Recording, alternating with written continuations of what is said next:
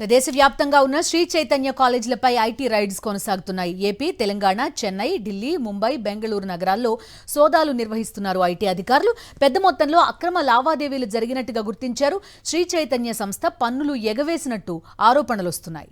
పూర్తి డీటెయిల్స్ అందిస్తారు మా కరెస్పాండెంట్ సుస్మిత. చెప్పండి, మొత్తం దేశవ్యాప్తంగా ఉన్న శ్రీ చైతన్య సంస్థల పైన ఐటీ రైడ్స్ జరుగుతున్నట్టు చెప్తున్నారు.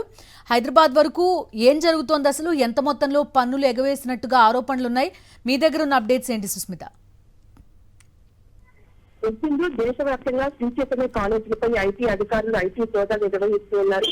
ఆంధ్ర, తెలంగాణతో పాటు ముంబై, బెంగళూరు, చెన్నైతో పాటు ఢిల్లీలో కూడా మొత్తం ఏకకాలంలో 6 రాష్ట్రాల్లో ఐటీ అధికారులు ఐటీ సోదాలు నిర్వహిస్తున్నారు. శ్రీ చైతన్య విద్యా సంస్థకు సంబంధించి ఏదైతే కార్పొరేట్ ఆఫీసులు ఉంటాయో వాటిపై ప్రస్తుతం అయితే ఐటీ అధికారులు తనిఖీలు చేస్తున్నట్టు కూడా తెలుస్తుంది. హైదరాబాద్ కేంద్రంగా నడుస్తున్న శ్రీ చైతన్య విద్యా సంస్థలన్నీ అయితే ఏదైతే రాష్ట్రాల్లో ఉన్నాయో 6 రాష్ట్రాల్లో 6 రాష్ట్రాలు హైదరాబాద్ కేంద్రంగా కూడా నడుస్తున్నట్టుగా కూడా తెలుస్తుంది. పెద్ద మొత్తంలో అక్రమ లావాదేవీలు నిర్వహిస్తున్నట్టుగా కూడా ఐటీ అధికారులు గుర్తించినట్టుగా కూడా చెప్తున్నారు. విద్యార్థుల నుంచి నగదు రూపంలో డబ్బులు తీసుకుని ట్యాక్స్ చెల్లించకుండా ఎగవేసినట్టుగా కూడా అధికారులు గుర్తించినట్టుగా కూడా తెలిసింది. ఈ నేపథ్యంలో ఏకకాలంలో ఏదైతే 6 రాష్ట్రాల్లో శ్రీ చైతన్య విద్యా సంస్థలు ఉన్నాయో ఆ కార్పొరేట్ హెడ్ ఆఫీస్ లో ఐటీ అధికారులతో ప్రస్తుతం డాక్యుమెంట్స్ అన్నింటినీ కూడా తనిఖీలు చేస్తున్నారు.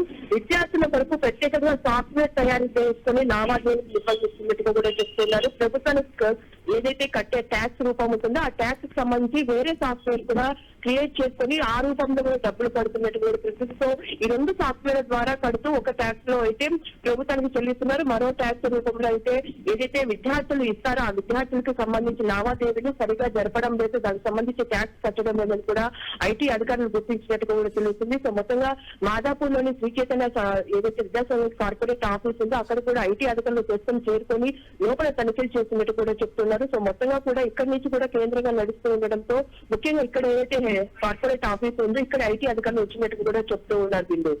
ఓకే సుస్మిత.